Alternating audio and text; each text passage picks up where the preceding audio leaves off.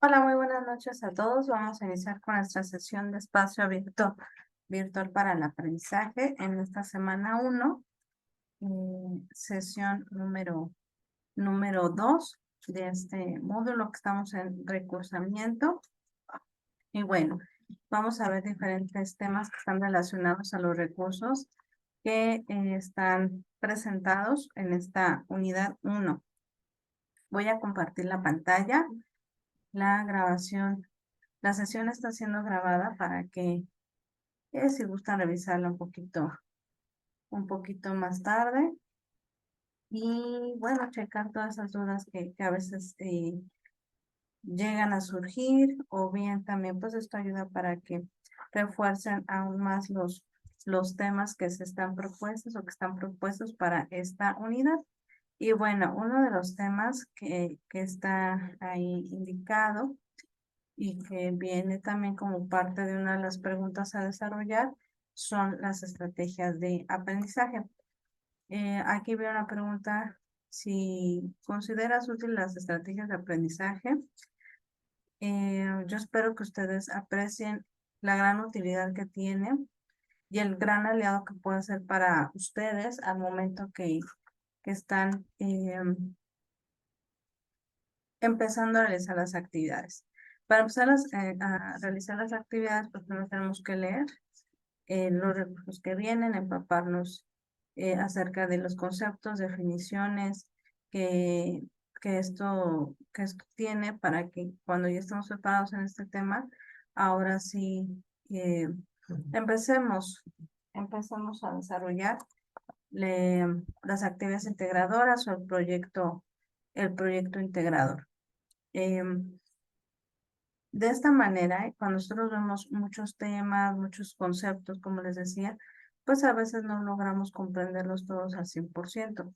Por eso nos ayudan las estrategias de aprendizaje, y estas van con una finalidad cada una, ya sea que sean cognitivas, estrategias para motivarnos, estrategias también para trabajar en línea, estrategias en la gestión de recursos y metacognitivas. Todo va en función a lo que nosotros empecemos o le demos la finalidad a alcanzar al momento que trabajamos dichas actividades. Pero estamos a ver qué es una estrategia de aprendizaje, y con base a ello elegir la que es más adecuada, como les decía, dependiendo de la actividad que yo vaya a realizar. Por ejemplo, bueno, más bien, ¿qué son? Las estrategias de aprendizaje son una forma, eh, primero tenemos que empezar a desglosarlo. Saber qué es una estrategia, que por lo general aquí dice, la generamos para alcanzar un logro o una meta, ¿no? Si nosotros queremos lograr algo, necesitamos generar una estrategia. A eso le sumamos el concepto de aprendizaje, y este es adquisición del conocimiento sobre algo por medio del estudio, el ejercicio o la experiencia. Si a esto le sumo la estrategia más el aprendizaje, tendré el concepto que es estrategia de aprendizaje, que es la secuencia de actividades cuya ejecución tiene el fin de facilitar la adquisición, almacenamiento, recuperación y uso del conocimiento, ¿ok? O sea, las estrategias de aprendizaje nos van a ayudar a facilitar la manera en que nosotros estamos incorporando nueva información en nuestro cerebro, en nuestro repertorio de información.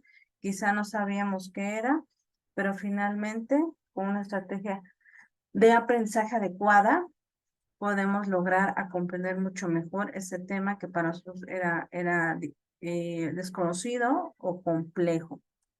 Ahora que ya sabemos qué es una estrategia de aprendizaje, hay que definir cómo hacer una estrategia de aprendizaje. Aquí nos sugiere que primero te conozcas a ti mismo, hagas esta introspección, evalúes cómo eres, teniendo en cuenta tus capacidades personales, tus habilidades, etcétera, y también que empieces a tener una mejor forma de planificar las actividades a desarrollar. De esta manera, o sea, Tú cuando te conoces, sabes, así como se cuadro que ustedes hicieron en la actividad integradora uno de empezar a desbloquear, perdón, a acomodar qué se les dificulta, qué se les facilita. eh, Todo eso es parte de empezar a favorecer el conocimiento de uno mismo, porque empiezas a analizar, ¿no? Autoanalizarte, empiezas a definir todo aquello que pudiera em, generar, ¿no? Esta parte de un dominio sobre ti, sobre todo para que tú tengas idea de que tú en tu papel de estudiante, cómo vas a alcanzar logros, qué te motiva, ¿no? Entonces, es importantísimo empezar a trabajar esta parte de conocerse, ¿no? ¿Qué habilidades tengo? ¿Qué capacidades, aptitudes también tengo? ¿Cuáles son mis motivaciones? ¿Cuáles son mis metas a alcanzar? Em, para que también trabajemos esta parte del conocimiento de nosotros, aquí sugiere trabajar con dos listas. Una de ellas tiene que contener el realismo que estoy viviendo o lo que yo tengo de percepción acerca de mí como estudiante. Por ejemplo, si ustedes logran ver, aquí en la lista número 1, dice, no soy capaz de o me es difícil, ¿no? Ok, eso puede ser muy real y eso puede ser quizá no definitorio para ti, pero sí una manera de poder tener en cuenta que ya me hizo una barrera, ¿no? Entonces, ya que yo reconozco, ubico que ya hice esta barrera a mí, paso al número 2. Dice, analiza la primera lista y piensa qué puedes hacer para superar eso de lo que no te sientes capaz o que se te dificulta. Entonces tienes la lista 1 y vas a elaborar otra lista que se llamará listados y vas a cambiar, ¿no? Es como cambiar, como también esa parte de la actividad integradora número 1 que dice escribe las actitudes positivas, el antónimo, etcétera. Y esto es algo que también hay que trabajar porque el cerebro es entrenable, o sea, con el cerebro eh, podemos trabajar muchísimas cosas, pero es importante entrenarlo. Aquí, por ejemplo, en la lista número 2 dice, soy capaz de, y por ejemplo, eso que pusiste en la lista 1 donde eh, estabas tú ubicando lo que para ti es complejo, difícil y casi imposible, lo vas a cambiar en la lista número 2 de una manera más positiva y más propositiva. Por ejemplo, que dice lista 2, soy capaz de, vamos a suponer que en la lista 1, pues no soy capaz de entender los temas. Entonces, en la lista número 2 tendrías que cambiar el no por soy capaz, afirmar de una manera más, ¿cómo decirlo? Eh, una manera que cambie esa forma de pensar o de percibirte. Tú tenías que ponerle soy capaz de concentrarme, ¿no? Ahí identifica cuáles serían esos temas que están quizá ahí causando ruido. Y posteriormente encontramos el punto número 3 que dice, tacha las frases de la primera lista y reescríbelas, como se muestra en el ejemplo. Hay una cosa que se llama programación neurolingüística. Probablemente lo has escuchado, probablemente no. Pero brevemente te platico que es una forma en que tú le vas a enseñar a tu cerebro una forma más correcta de que procese información de manera que va a ir quitando los no, lo que es imposible, lo que es negativo, porque digo, el cerebro es nuestro mejor aliado, pero también fija ser nuestro peor enemigo cuando nosotros no lo sabemos manejar adecuadamente. Por eso, por ejemplo, si tú detectaras que las matemáticas no son lo tuyo, dijeras, yo no soy bueno en las matemáticas, pues tú ya te estás una, comprándote la idea de que no eres bueno para las matemáticas y mejor, ni que te las acerquen. Entonces, lo que trata esto es, antes de enseñar tu estrategia de aprendizaje, es quites esas barreras y lo hagas de una manera mayormente propositiva. Espero que sea entendible lo que estoy tratando de transmitir en esta parte. También este recurso viene en esta semana 1 que estamos comenzando, ¿correcto? Bien. Ya al pensar, dice aquí, al pensar en lo que quieres lograr en tu vida,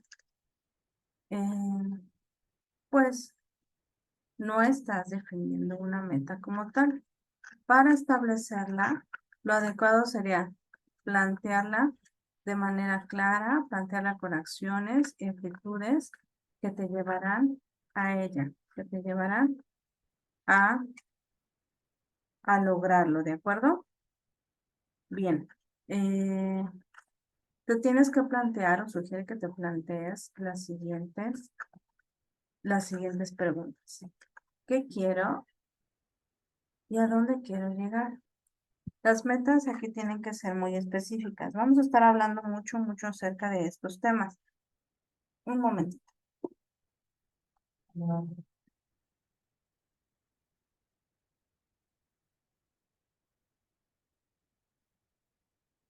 No sé, va a ser muy cotidiano que estemos hablando acerca de metas y que las metas sean claras y que estén bien establecidas.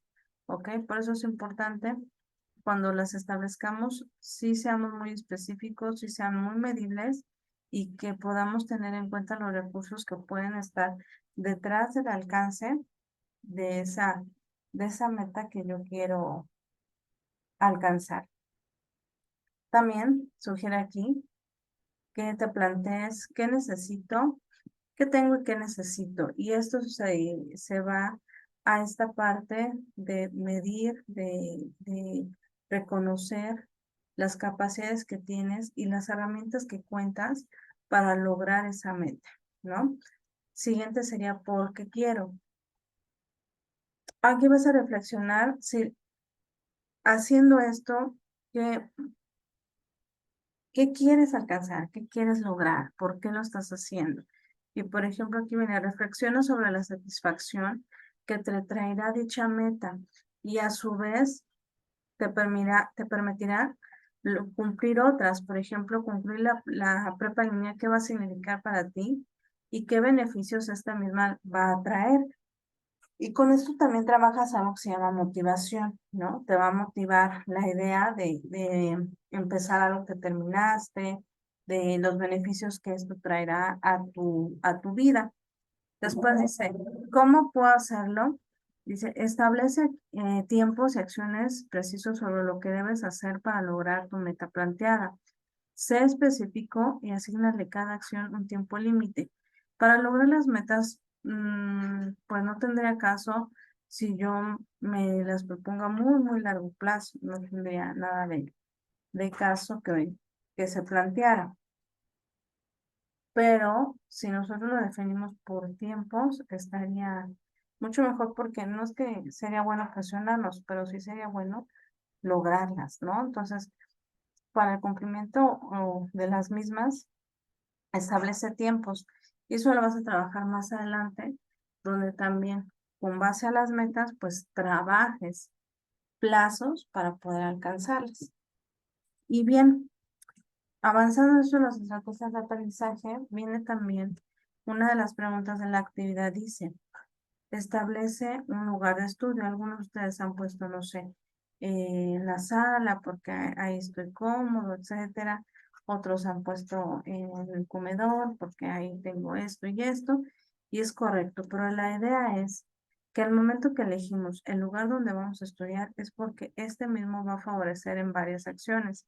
Una de ellas es que no nos vamos a distraer porque no va a haber estos distractores como ruido, personas hablando, el televisor, etcétera.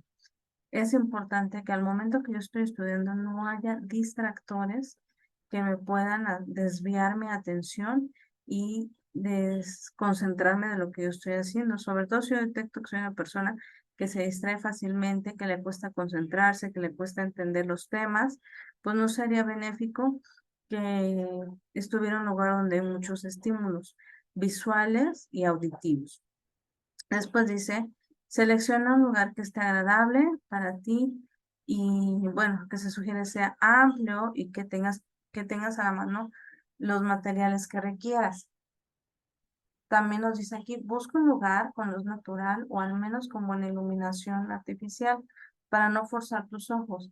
Estamos de acuerdo que trabajamos frente a la computadora, entonces algunos son muy sensibles, ¿no? A los equipos de cómputo. Incluso el médico les ha sugerido no estar por prolongados tiempos frente al monitor y se entiende. Pero aquí sugiere que cuando nosotros estemos haciendo nuestro trabajo en línea, pues sí tengamos un lugar donde no forcemos aún más la vista, ¿no? Frente a un monitor. Dice aquí, prevé que tengan lo que necesitas para trabajar, el internet, libros, diccionarios, etcétera. Sobre todo es para que no te estés parando y buscando, es que me falta ahora esto. Y es que ya no lo tengo que ir, por ejemplo, ¿no? A la papelería. Eh, no, es que aquí no agarra bien el internet, ¿no? Entonces voy, vengo. Pues obviamente eso va a favorecer a que me distraiga con mucha facilidad y me sea complejo poner atención y avanzar en el desarrollo de mis actividades. Esto es por parte de las estrategias de estudio, pero también me gustaría ya reforzar por último en este tema que dice, las estrategias de aprendizaje son una guía flexible y consciente para alcanzar objetivos propuestos en el proceso de aprendizaje. ¿Cuáles son los tipos de estrategias para el aprendizaje? Son distintas y es de acuerdo a lo que yo necesito comprender. Es muy diferente estudiar o trabajar para para matemáticas que para español o que para inglés o historia. Entonces, de acuerdo al tema, yo tengo que escoger la estrategia de estudio más adecuada para mí. Ahí vienen unos ejemplos, pero por ejemplo, las estrategias de aprendizaje están clasificadas de la siguiente manera. Una es creación de nexos, es cuando hay nuevo conocimiento. Otras por estructuración, o sea, vamos, puedes decirlo así como clasificando la información. Otra repetición consciente de contenidos, o sea, ya lo sé, ya lo vi, pero necesito reforzar esa información. Por ejemplo, historia, ¿no? Fecha de la Revolución Mexicana, etcétera. Revisión de lo adquirido es cuando yo ya obtuve el conocimiento, entonces no quiero que se me olvide, no quiero que pase este botón de amnesia y olvide la información, sino yo pueda tener esta estrategia que me ayuda a recordarla, recordar ese contenido fácil y, ¿por qué no, rápidamente? Entonces las estrategias de aprendizaje tienen que ir de acuerdo a mi necesidad de estudio, a mi comprensión de los temas, del dominio de ellas. Aquí, por ejemplo, ahí están las actividades formativas. No hay un examen como tal que tengamos que hacer en papel y hoja para saber qué tanto aprendimos, si nos aprendimos el concepto, si no lo aprendimos, etcétera. Si no estamos viviendo eso. Sin embargo, no quiere decir que tendríamos que dejar a un lado lo que nosotros estamos aprendiendo. ¿Ok? Bien, hasta aquí sería parte de ver las estrategias de aprendizaje. Al momento que ustedes contesten esa pregunta, eh, la desarrollen qué estrategias serían las más favorables. Piensen muy bien, con base a conocerse ustedes mismos, qué sería lo más adecuado escoger o elegir de acuerdo a cómo soy, cómo estudio y cómo puedo adquirir información, incluso la que más se me dificulte. Eh, Recuerden que más adelante en los módulos que vienen, pues van a ver todas estas materias no sé, biología, geografía, matemáticas, química, etcétera. Entonces, esto, si desde ahorita ustedes van formando una estrategia de estudio que les genere la tranquilidad y la satisfacción que realmente van a aprender, vayan haciéndolo, vayan generando su estrategia para que no les sea un impacto, para que no se genere un impacto fuerte cuando ustedes estén queriendo trabajar alguna de esas materias que ya mencioné, o tal vez faltan más, pero estas que ubicamos como materias un poquito más complejas. Bien, como nuestro módulo se llama de la información y conocimiento, es porque también vamos a trabajar mucho la comunicación oral y escrita. Y es importante que ustedes ubiquen bien las diferencias entre una y otra. Aquí vienen unas imágenes, estas mismas vienen en la guía de esta semana.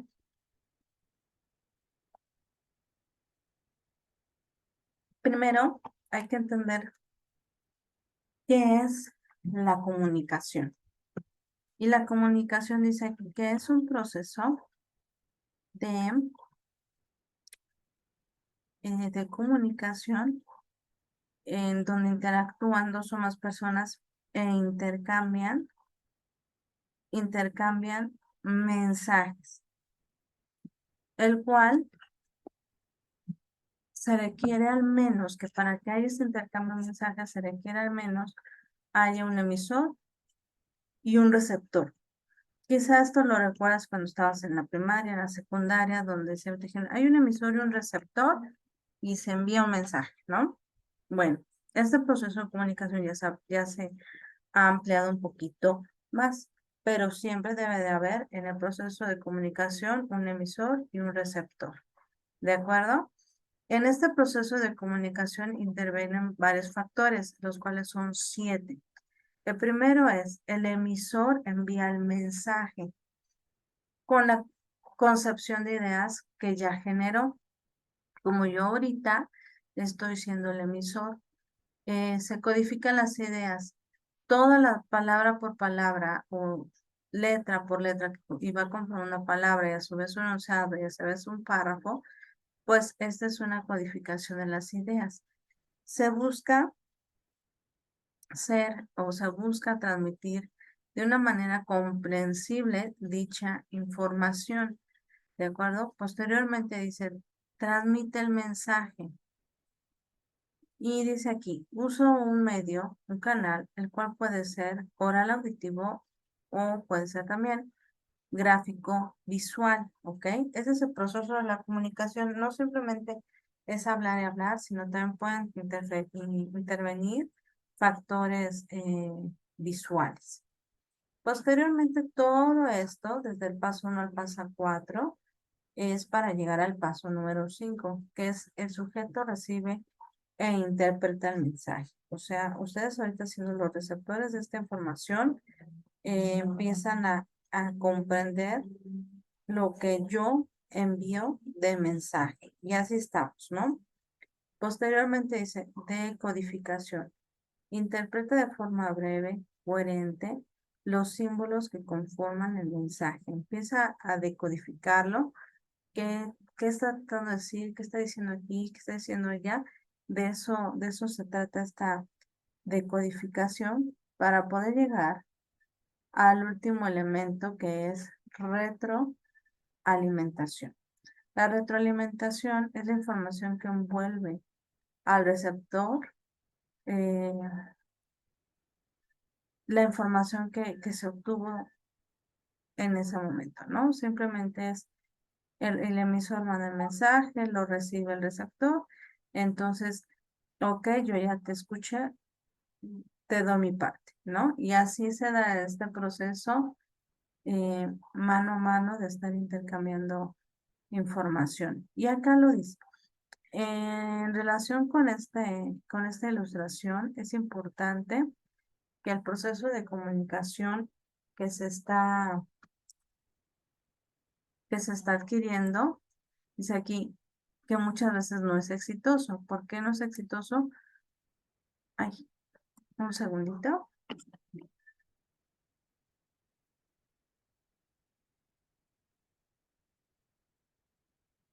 Ahí está. Pensé que se había cortado la comunicación y que no se lograba ver. Bueno, dice aquí, Es importante mencionar que el proceso de comunicación no siempre es exitoso debido a que tanto emisor como receptor pueden mantener filtros, los cuales son barreras mentales surgidas de sus valores, experiencias, conocimientos, expectativas y prejuicios, ¿no? Por ejemplo, no le hablo a tal persona porque me cae mal o porque siento que yo le caigo mal y ni siquiera sabes que eso es real. Un factor determinante en el proceso de comunicación es el contexto, ya que a partir de este, que el emisor y el receptor determinan la forma y el lenguaje que emplearán para el mensaje. Por ejemplo, si una persona se encuentra en una junta laboral, utiliza formas de expresión distintas a que se encuentra en una fiesta. Aquí, por ejemplo, la comunicación puede variar. Em, en una fiesta nos expresamos de maneras más informales y, por ejemplo, en una junta, pues no nos podemos comportar como estamos en la fiesta, que es lo que finalmente quiere compartir aquí. Y ahora, si bien, tipos de comunicación. Las formas de comunicación humana pueden agruparse en dos categorías. La primera sería la comunicación verbal, que se realiza mediante el envío y la recepción de signos que se ocupan para producir el mensaje. Se puede dividir en comunicación oral por medio de signos expresados en palabras habladas y comunicación escrita.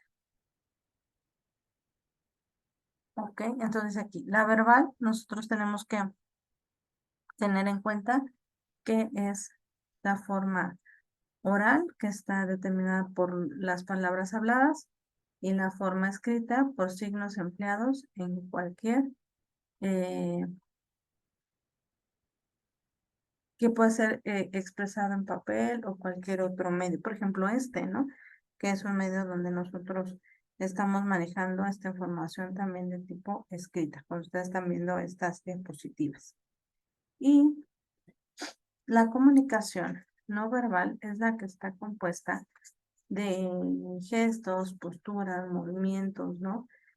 Por ejemplo, cuando un gesto conocido es cuando una persona pone su dedo índice sobre su boca, indicando que guarda el silencio. Es lo que dice aquí, ¿no? Simplemente el no verbal es todo lo que nosotros hacemos como ademanes, movemos manos cuando hablamos, hacemos gestos, etcétera. Ese sí es como más común de cierta manera. Posteriormente está checar, ¿no? Ya para concluir este tema de la comunicación, esperando que quede un poquito más claro este proceso de 7 elementos en la comunicación y las diferencias que existen en comunicación verbal y no verbal. Recuerden que sus actividades está solicitando. Una de ellas solicita ubicar las diferencias entre la expresión oral y expresión escrita. Entonces ya esto ayudará a entender un poquito más estas diferencias que se pueden ubicar. Ustedes como alumnos de prepa en línea, pues el proceso de comunicación como tal lo dice es en línea. Entonces, es muy probable que tu comunicación sea verbal, pero de tipo de comunicación escrita. Ajá, ya sea utilizando mensajes por correo, por el chat o interactuando en el foro. Ahora dice, el escritor de manera eficaz posibilita la codificación de las ideas, de manera que las personas que lean tus escritos lo entenderán con mayor claridad. Por su parte, en el momento que ustedes desarrollen sus actividades, pues sean claros para que yo pueda entenderlas, o incluso si tienen alguna inquietud en esta orientación, en sus mensajes sean claros para que se pueda dar un buen ciclo, como viene aquí, un buen ciclo en el proceso de comunicación. Bien, ahora, ¿por qué? Porque es importante comunicarnos. Nuestra naturaleza es así. Ustedes ven que los animales se comunican, por ejemplo, los perros ladran o mueven su colita y nos sale indicador que algo está tratando de decirnos. Pues nosotros nos quedamos atrás. Lo que nosotros tenemos a diferencia de los animales es que tenemos esta parte del habla, ¿no? Que podemos hacer, conformar palabras y estas a su vez pues van formando mayor información.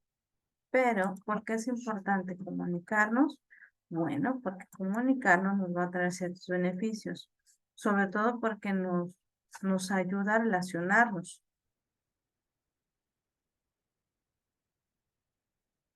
También porque facilita la coordinación y fluidez en las relaciones. Si yo tengo una necesidad, necesito que me apoyen con algo, pues la tengo que dar a conocer, ¿no? Si yo trabajo en una empresa y necesito que salga un proyecto, pues tengo que comunicarlo. Si yo estoy en casa porque aún soy menor de edad, pues yo expreso, ¿no? Lo que está sucediéndome con mis padres o mis hermanos o amistades, ¿no? Genera un buen ambiente porque al momento que yo expreso mis necesidades, incluso mis inconformidades, eh, pues va a ayudar a que no me sienta un tanto frustrada, un tanto incomprendido, un tanto enojado, sino probablemente un integrante de la familia nos puede comprender, ¿no? En esta parte y se puede ayudar a generar un buen ambiente o en el trabajo y demás. La cuestión es comunicarnos y saber comunicarnos de manera asertiva, que ahorita lo vamos a revisar. También dice aquí, ayuda a informar, persuadir, regular y motivar. Entonces, em, estos, esta es una mención de por qué es importante que entre nosotros o entre humanos nos comuniquemos y tener presente las diferencias que existen entre verbal, verbal y no verbal, qué es y en qué consiste. Y este tema de comunicación asertiva es bien interesante. Ojalá ustedes lo incorporen a su vida, a su estilo de vida. ¿Por qué? Bueno, la comunicación asertiva es algo que trabajamos los psicólogos, bueno, los que están de acuerdo en su uso, y es porque es un tipo de comunicación que te va a permitir de una manera calmada, no exaltada, no enojada, manifestándolo con respeto y expresando lo que quieres sentir. Muchas veces no lo expresamos, ya nos quedamos callados porque no queremos pleito o estamos hable y hable y hable y se propicia el pleito. Aquí la idea es que haciendo uso de la comunicación asertiva es, sí, sí, di lo que no te tiene contento o tiene inquieto, enojado, etcétera, pero vas a aprender a expresarlo de una manera tranquila y correcta, sin llegar a ir a las personas, sin llegar a la parte de explotar, no, sino que de una manera eh, mayormente razonable, mayormente calmado. Acá al lado viene una imagen donde se pasos para una comunicación asertiva. No es saludable, por ejemplo, tomé tantita agua, no es saludable que te quedes con, con lo que tú querías expresar. Aquí dice, expresa cómo te sientes, exprésalo. Dos, manifiesta lo que piensas. Tu pensamiento es tan válido como el de otras personas. No tienes por qué quedarte, quedarte callado, ¿no? Pensando que así vas a evitar un problema. Después viene, di lo que quieres que suceda. Exprésalo, exprésalo. Posteriormente dice, sin agredir a los demás y sin someterse a la voluntad ajena. A veces hacemos o accedemos a lo que los demás quieren porque así pensamos que vamos a evitar un conflicto, pero realmente no estamos siendo asertivos. Solamente estamos evitando alguna situación porque no queremos lidiar con este tipo de situaciones, pero siempre la comunicación asertiva, que es un elemento que viene en los recursos, viene ahí un video, ojalá lo puedan ver y les sea de utilidad para que lo empleen. La verdad es que la comunicación asertiva es una buena herramienta para poder favorecer la comunicación en aspectos positivos en el momento que estamos interactuando con otras personas. Chéquenlo, les va a llamar mucho la atención y espero que lo puedan incorporar a su vida diaria. No hay más, creo que es bastante interesante su empleo. ¿Qué más? Bien, ahora vamos a empezar ahora con los temas académicos que viene relacionado a lo que son los acentos. En esta primera entrega de actividades, bueno, no hemos cerrado aún, pero sí noto que se escapan dos, tres acentos. Entonces, evitemos eso. Eh, ¿Y cómo se evita? Bueno, una de esas, una forma de evitarlo es porque hacemos uso de los signos de acentuación. Dice aquí que las palabras se dividen en sílabas, las cuales son unidades y que escuchamos y que suelen tener al menos una vocal. ¿Ok? Nosotros debemos primero entender que las palabras se van a dividir en las sílabas, ya que las tenemos identificadas, que se dividen de esa manera, es porque vamos a reconocer que en esa sílaba donde hay una vocal, es notorio que hay más fuerza al momento que se pronuncia esa palabra. Por eso hay palabras que se les marca con, que están marcadas, que se llama sílaba tónica, ¿ok? De manera gráfica, o sea, es visible, notorio esa, esa tilde arriba de la vocal. Y aquí dice, la sílaba tónica, y se llama así, es aquella sílaba que suena con mayor intensidad en la palabra. Aquí veo un ejemplo que dice rápido. Entonces, al momento que yo lo pronuncio, puedo notar muy rápidamente que, que en la A de la palabra rápido hay mayor fuerza en esa vocal y en esa sílaba. Dice, dependiendo de donde se encuentre esta sílaba tónica, la palabra se encontrará clasificada de la siguiente forma. Y aquí viene parte de las reglas en cuestión de los signos de acentuación. Es ubicarla, ¿ok? Primero es entender que hay tipos de palabra que es aguda, grave, esdrújula y sobresdrújula. Primero vamos a entender la palabra aguda, que es el acento va en la última eh, vocal, pero tiene que ir de esta manera. Las agudas se acentúan cuando terminan en N, S o vocal, ¿ok? Cumpliendo este criterio, N, S o vocal. Y aquí vienen ejemplos, avión, bebé, café, etcétera. Posteriormente, así que, ¿cuál es la excepción? Cuando terminan en S y antes hay una consonante, ¿ok? Las agudas nos dice que se acentúan en esa vocal, pero la excepción es cuando tienen una consonante. Cuando no tienen consonante, entonces ahí revisamos y checamos que esté acentuado.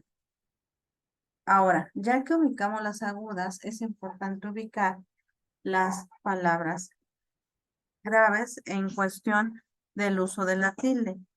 Y aquí es el caso contrario. Se acentúan cuando no terminan en NS o vocal, ¿de acuerdo? Cuando no terminan en NS o vocal. Como por ejemplo la palabra ángel, azúcar, etcétera. ¿De acuerdo? La excepción, cuando terminan en S y hay una consonante, ¿ok? Eso es lo que tenemos que tener en cuenta. Ahora, están las palabras esdrújulas. Esas llevan acento. Aquí no hay esta regla que si es en una vocal, que si no, etcétera, ¿ok? Tenemos que nosotros checar bien dónde recae esta sílaba tónica, si cumple con esta regla o si cumple con la excepción de la regla que se está comentando, para que lo pueda identificar y utilizar correctamente y no suceda esta parte de omitir el uso de acentos, que esto, bueno, no he visto que sea tan foco rojo, pero sí ha estado sucediendo que se les escapa en una palabra y demás. Entonces, para evitar que esto suceda, porque uno de los objetivos de la unidad es claro, ¿no? Poner en práctica la ortografía y no irse con las deficiencias que ya había, sino todo lo contrario, sino favorecer a que no existan mayores áreas de oportunidad en el uso de signos de acentuación. En estos signos de acentuación, también nos dice que todas las palabras que estén escritas en mayúscula deben ser acentuadas. Hace tiempo la Real Lengua Española decía que no, posteriormente modificó y ahora nos dice todas las eh, letras mayúsculas se tienen que acentuar, así como viene el ejemplo. Esta es una frase y hay parte donde está, una parte está con mayúscula, minúscula y el resto, por la intención de la oración, va en mayúscula, ¿ok? Entonces, sí va acentuado. No se les olvide, si van a poner mayúsculas, tienen que ir acentuadas. Ahora, está los monosílabos, que también se tienen que acentuar, ¿ok? Por ejemplo, está si son palabras de una sola sílaba y no se tilda, a menos que se quiera distinguir el significado. Lo que lleva por nombre tilde diacrítica. ¿Qué quiere decir esto? Conforme yo quiera y darle la intención a esa palabra, voy a acentuar. Y aquí viene un ejemplo. Donde está marcado el C, dice C sin tilde es un pronombre. Entonces no lo acentuamos. Y aquí viene, por ejemplo, cuando ustedes van a hacer la identificación de clases de palabras, pues se utilizan C, lo compré ayer o etcétera, lo ponemos con el color que nos está sugiriendo para señalar ese pronombre. Ahora, cuando lleva el acento, dice, se usa tilde en la forma del verbo ser o saber, ¿ok? Entonces, no lo sé, no sé, llevaría el acento en C para poder distinguirlo de la forma del verbo y distinguir del pronombre. Mucho ojo en esto porque al momento que estén haciendo la identificación de clases de palabra, pues se pueden ahí confundir un poquito con los colores, pero tiene que esto de acuerdo a la intención que le demos a esa palabra y a esa oración. Ya por último vamos a ver este repaso que dice el acento, tipos. Hay un acento que se llama prosódico que se pronuncia pero no se escribe. Lo podemos, al momento que lo pronunciamos o lo escuchamos, podemos ubicar que ahí suena fuerte, ¿no? Por así decirlo, pero no se utiliza el acento, ¿ok? Posteriormente está el ortográfico, que es el que acabamos de mencionar hace unos minutitos, que se pronuncia y se escribe, y se utiliza la tilde, o sea, el símbolo, y es lo que ya hablamos, ¿no? Palabras agudas, graves, esdrújulas, es ahí donde nosotros vamos a poner el acento. También está el diacrítico, que es el que ya vimos, conforme la intención entre el uso entre un pronombre y un verbo, es cuando yo voy a poner, o un artículo, yo voy a poner un acento. Por ejemplo, aquí está en el artículo, ¿no? El artículo de el señor, ¿ok? Se utiliza acento. Ujú. Aquí igual y aquí igual. Es sencillo, pero yo tengo que estar muy, muy atento, atento o atenta a la identificación de las mismas y al reconocimiento en su uso. Por eso es importante que ustedes no omitan, no olviden acentuar correctamente las palabras. No lo olviden porque estamos trabajando mucho ortografía, estamos trabajando mucho esta parte de redactar documentos, eh, de poder trabajar también eh, pues una buena redacción y por lo tanto una sintaxis favorable. Y bueno, aquí también hay algo que se llama conectores, que vienen los recursos, y eso es para enriquecer aún más, ¿no? Mi vocabulario en la parte escrita y mi vocabulario en la parte oral. Por ejemplo, y eso se da mucho cuando ustedes sientan que ya no tienen nada más que decir o que no saben hilar una idea con otra y el punto y seguido el punto y aparte pues no es lo más adecuado en el uso, pues entonces tendremos que utilizar conectores, ¿de acuerdo? Y hay conectores dependiendo de su finalidad. Están los conectores de ampliación cuando nosotros estamos hablando de ciertos temas y si ustedes leen lo que viene acá arriba, pues dice para ampliar, para añadir y podemos utilizar también, además, de acuerdo con, sumado a esto, además de esto. Entonces, si yo estoy hablando de un tema y quiero ampliar aún más esa información, este conector me ayuda mucho. Si yo estoy trabajando en la parte de, de utilizar una relación de causa-efecto, si yo estoy hablando de un tema que va relacionado con otro, entonces puedo utilizar este conector. Aquí viene, ¿no? Por esta razón, consecuentemente, en consecuencia, puesto que, debido.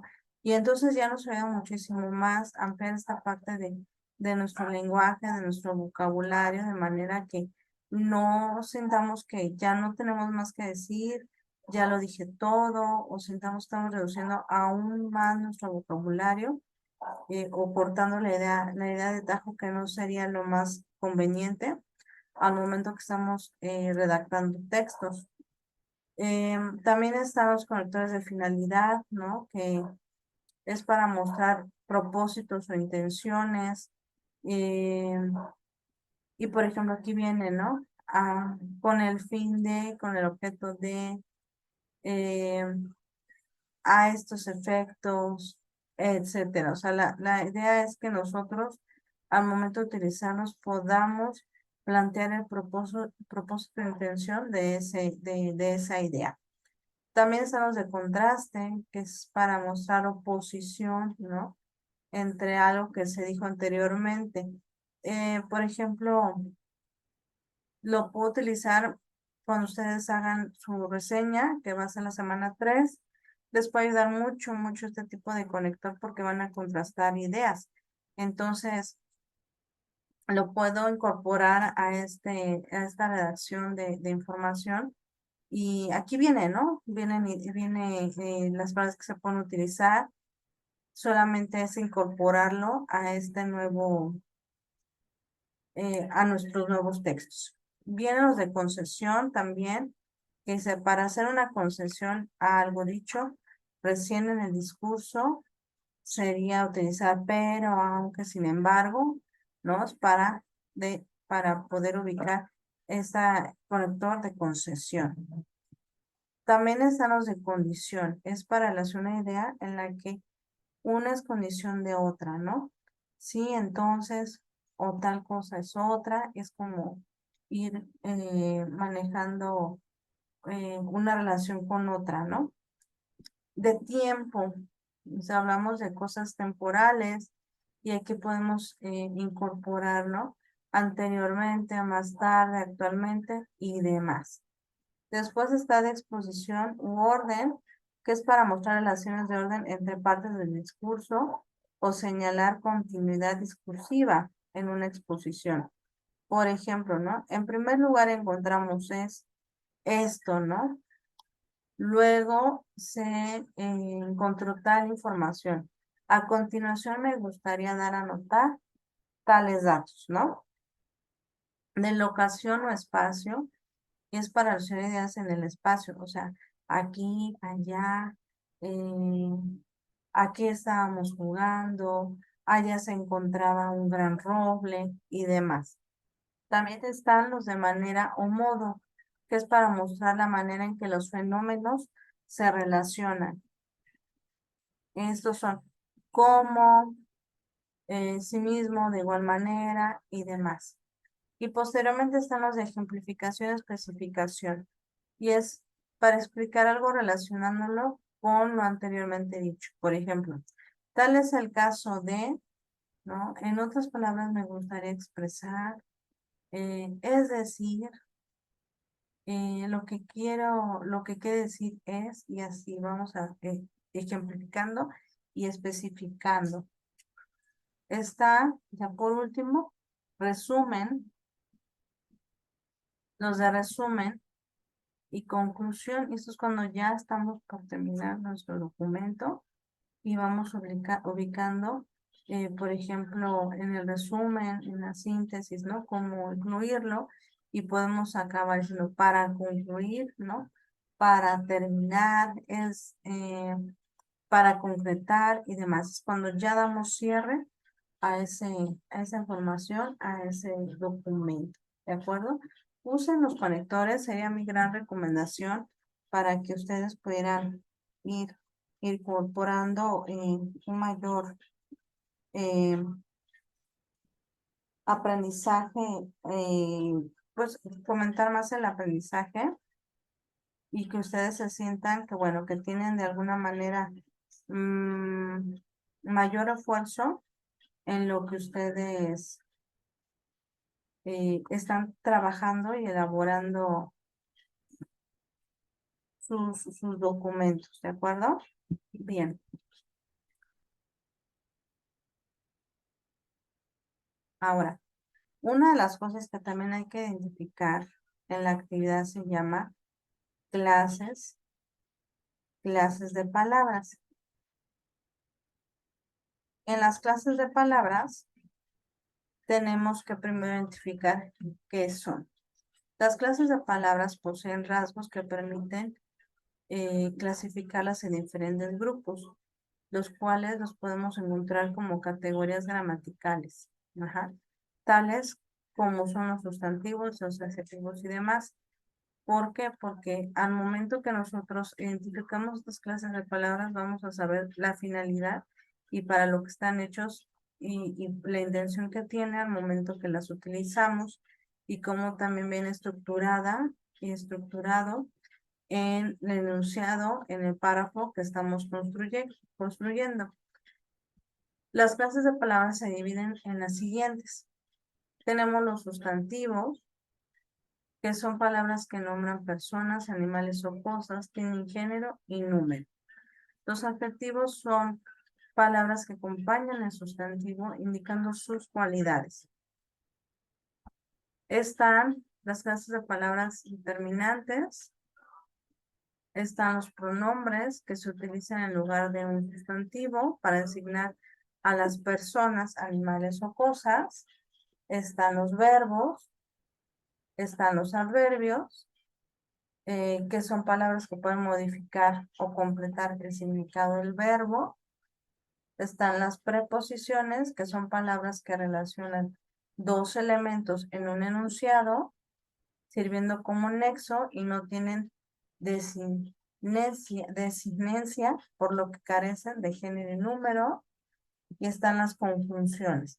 que son palabras que sirven para unir dos ideas dentro de una misma oración. Entonces yo tengo que leer muy bien las características de cada clase de palabra para que al momento que yo construya el párrafo que me están pidiendo identificar con los colores adecuados, pues yo ya pueda diferenciar una clase de palabra que es conjunción a un pronombre, de un pronombre a un adjetivo, de un adjetivo a una preposición, y así poder hacer la actividad con mayor dominio. De igual modo está el recurso en la, en la plataforma, dejé uno en el foro novedades, o bien, ¿no? Si tienen alguna duda, con mucho gusto también puedo orientarles. Bueno, algo ya para terminar, este tema me gusta tocarlo, acerca de qué esperas del bachillerato, ¿no? Yo creo que son diversas necesidades que ustedes están exponiendo, sobre todo ahorita en la actividad número 1, y que irán reforzando las actividades con actividad, y claro, módulo con módulo, pero yo creo que es una de las finalidades es la superación personal, ¿no? Al momento que yo decido estudiar y obtener un mayor grado del que ya tenía, por ejemplo, pasando del kinder a la primaria, de la primaria a la secundaria, de la secundaria al bachillerato, del bachillerato, pues, la licenciatura, y así probablemente ir creciendo, ¿no? Pero eso nos va a traer a nosotros esta satisfacción personal, o sea, nos vamos a sentir motivados, nos vamos a sentir con una autoestima saludable, nos vamos a sentir que vamos autorrealizándonos aún más, y nos vamos sintiendo con mejor dominio, que tenemos y estamos generando mayores capacidades, habilidades y demás. Pero fíjense, una de las cosas, o que los objetivos del bachillerato, y para que lleguemos a ver qué esperamos de él, es porque intentamos entender cuáles son los objetivos del bachillerato. A mí me gusta tocar brevemente ese tema solamente para que ustedes tengan una idea más amplia al momento de elegir, ¿no? El bachillerato. Y por ejemplo, el bachillerato tiene y ofrece una cultura general básica que comprende aspectos de la ciencia, ¿no? Por eso ven diferentes disciplinas en el bachillerato, a partir del cual se adquieren los elementos fundamentales para generar nuevos conocimientos. También proporciona los conocimientos y métodos, técnicas y lenguajes necesarios para ingresar a los estudios superiores. O sea, el bachillerato nos prepara para poder entrar a nivel universitario.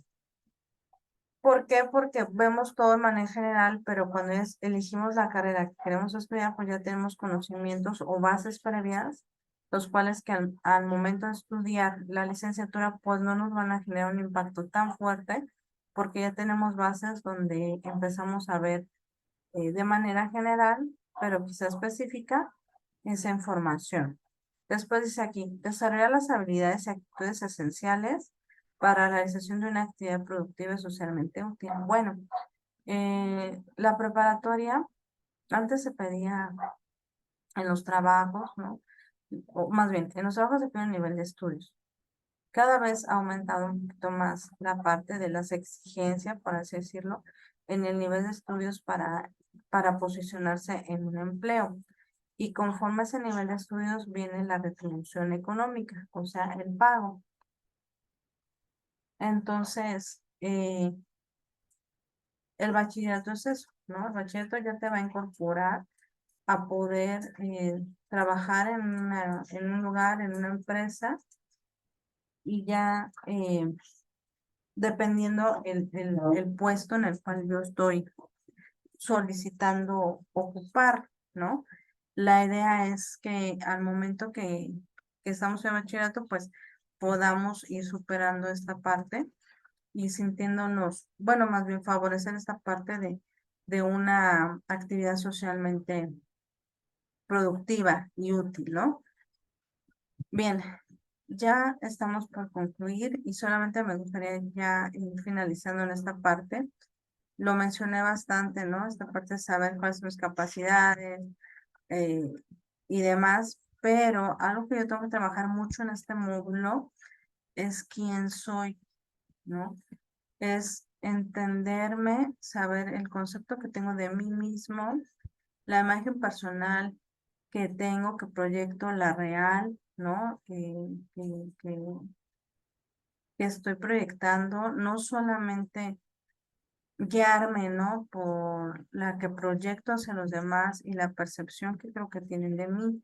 Por eso es importante que ustedes al momento que hagan estas actividades, realmente analicen, se sienten, hagan esta evaluación de cómo están, de cómo, porque todos tenemos claro áreas de oportunidad, eso nos hace humanos, pero también tenemos muchas cuestiones positivas. No todo es malo en nosotros. Entonces, si bien esta parte de analizar las partes negativas de nosotros, es porque también tenemos muchas partes positivas. Entonces, pues ahí radica esta situación de poder trabajar las actividades donde nos preguntan, reflexiona, ¿no? En 5 puntos esto, menciona, describe en 5 puntos tal situación. ¿Esto por qué? Porque nos va a ayudar mucho a favorecer el proyecto de vida. Lo vas a trabajar en esta primera actividad y lo vas a trabajar en la última actividad de la semana 4. Dice que realiza tu proyecto de vida porque este te va a permitir desarrollarte de manera exitosa. El sentimiento de frustración es uno de los sentimientos más fuertes. El sentirte frustrado es realmente sentirse muy plano en esta vida, ¿no? Y la idea es que no suceda esto, por eso se trabaja mucho y se motiva mucho eh, em, a que agarres una meta, ¿no? Y trabajes en alcanzarla.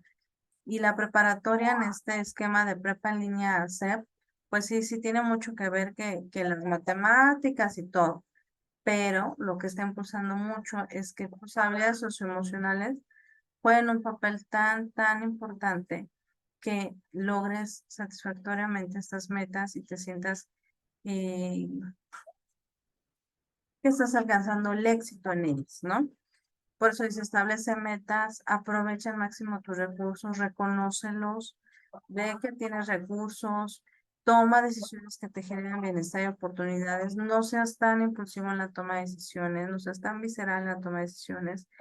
Y sí, no todo va a ser perfecto, pero tienes que lidiar con los riesgos futuros que se puede generar, ¿no? Que los obstáculos que puede haber para que alcancen eh, sus metas, ¿de acuerdo? Entonces reflexionen mucho en la realización de su actividad integradora. Número 1, verifiquen y lean bien los ámbitos. Ahí viene, unos no vienen todos estos, vienen ahorita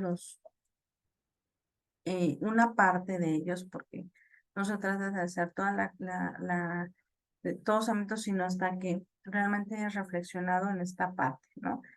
Reflexiona y lee bien de qué se trata el ámbito de empleo, educación, etcétera, para que al momento que hagas tu actividad eh, tengas un dominio en ella, ¿de acuerdo? Bueno, y siempre, yo sugiero, no es forzoso, pero yo les sugiero que hagan uso de las normas APA. Ahí les puse la liga, chequenlas, ya me imagino que le han hablado, ya les han explicado qué son. Si tienen alguna duda, con mucho gusto puedo apoyarles, pero siempre que hagan una actividad y se hayan apoyado de algún recurso en internet o de alguna actividad de algún compañero en internet, pongamos la bibliografía, si vamos a trabajar alguna definición, pongamos la bibliografía y lo hagamos en el estilo de APA. APA es la Asociación Americana de Psicología en Estados Unidos, donde ellos han desarrollado una metodología para la investigación y difusión de documentos científicos, donde, bueno, lo que se trata de cuidar mucho es la integridad académica y no haya este tache, ¿no? En la cuestión de esta persona está plagiando actividades, qué pena, invalídaselo, ¿no? Entonces, hagan uso de estas normas APA. Ahí viene el manual propuesto por APA, pero diseñado en prepa en línea. Así lo tienes, con mucho gusto te lo puedo proporcionar para que hagas lo hagas uso y lo incorpores a tus actividades cotidianas de tus actividades integradoras, ¿de acuerdo? Pues bueno, de mi parte sería todo. Hemos concluido la sesión del día de hoy y nos estaremos viendo nuevamente el día miércoles de la semana para nuestro trabajo, nuestra sesión número 1, semana 2. Y por favor, échale muchas ganas en la entrega de actividades. Tenemos al domingo 13, antes de las 23:59 para la entrega de actividades.